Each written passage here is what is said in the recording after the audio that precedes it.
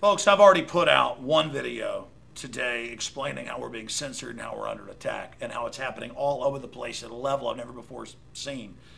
The only other point I wanted to make is this is how it's worked in other countries. In Maoist China, in Nazi Germany, in Soviet Russia, is the tyrants incrementally restrict free speech and liberties, and then suddenly you're in a full-bore police state. And they're beating people up that disagree with Obamacare or open borders or cap and trade. They are just doing it all. But it just really came to me. It's like so amazing. You criticize anything Obama says, you're a racist.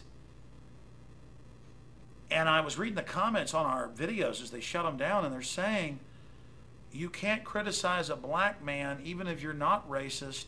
People will think you're doing it because you're racist. And that's the mind control.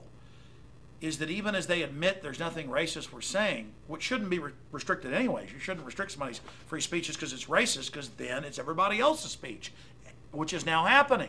So in the name of political correctness, they're destroying all liberty, just like the Soviets did. But it's actually, here's the point. This is the big enchilada.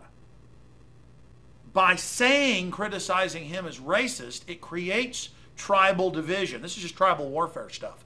It creates divide and conquer, balkanization, because all these dumbed down people in society, yuppie white people, everybody who buy into this system, they now will never criticize any of the policies and will be intimidated because they'll feel like they're racist even though they're not. And the establishment cold-bloodedly knows this. So it's actually creating racism and tension, because then a lot of people out there now think if Obama gets criticized, that whoever criticized him is a racist. See how that works?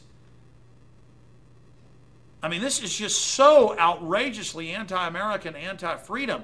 And so it makes any criticism of Obama supposedly racist, which then energizes racism and division and makes people think that everybody hates them because of their race when they see Obama being criticized.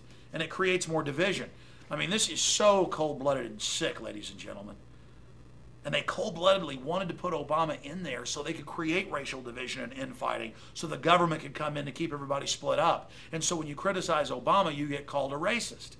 Think about how diabolical that is. But then, again, the public school educated, dumbed down masses, they now really believe it. So for those of us that know it isn't about race and it's so asinine, it's like, hey, I don't want to pay a carbon tax. Hey, I don't want to lose my sovereignty. Hey, they're trying to pass anti-gun bills and lying about it. Oh, you're a racist. To people that are smart, it's just ridiculous. But it actually works on the fluoride heads. And then they think there's all these racists out there. So it's a new definition. Criticize the government, criticize anything they're doing, you're a racist. But it's not new. The Soviets did that. Folks, we're in a lot of trouble. We've been censored. Please help us. Details at Infowars.com. They're beating people up in the streets. It's all over the news. The videos are coming out. They planned this all along. I mean, the youth brigades, they got the bills introduced for compulsory service. He's continuing all the Bush policies.